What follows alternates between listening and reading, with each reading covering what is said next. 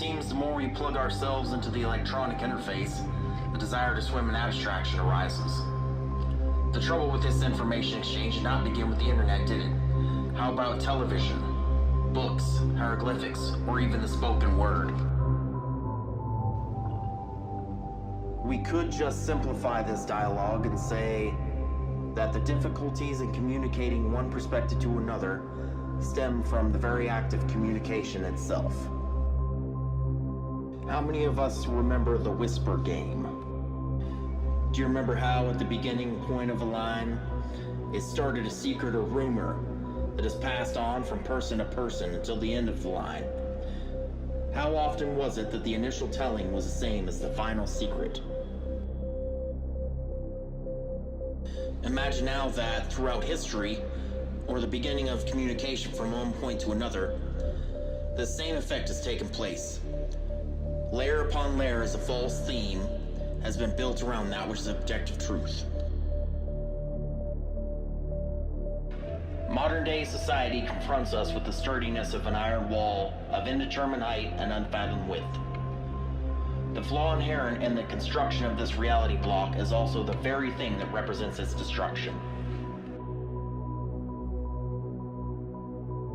In essence, it has no depth, no substance, no foundation to reinforce the structure over time. Not to mention, any individual with even a hint of rationality can see through bullshit from a million miles off. We have officially cut to the chase. That's the true effect now, isn't it? The conflict being waged has always been aimed outward from the center. Anyone recognizing the symbol of chaos can easily connect the dots to realize all the disparate points fighting amongst themselves can redirect their efforts backwards toward the origin. It has evolved throughout time and still takes many different forms to this very day. The oldest snake in the grass, the most ancient propaganda machine. Today we call it the media. Easily peel back the skin of society and see what an impediment the misuse of freedom of speech has created. We can peel back another layer and see that facts can be maneuvered before they can even become news.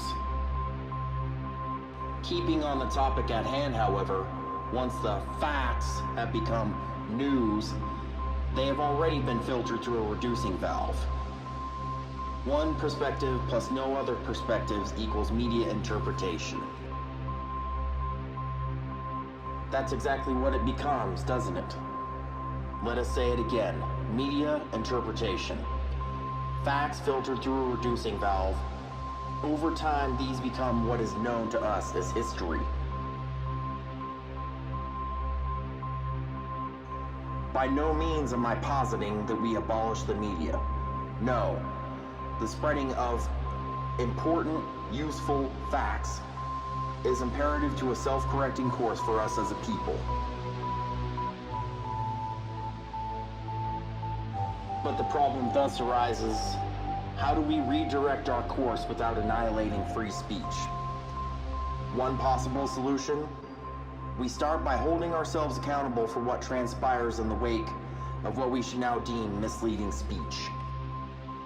Over time, the more we buy in to what we are being sold by this misleading speech, the more we are responsible for future generations shirking the purposes of their lives away to limited tales of reality.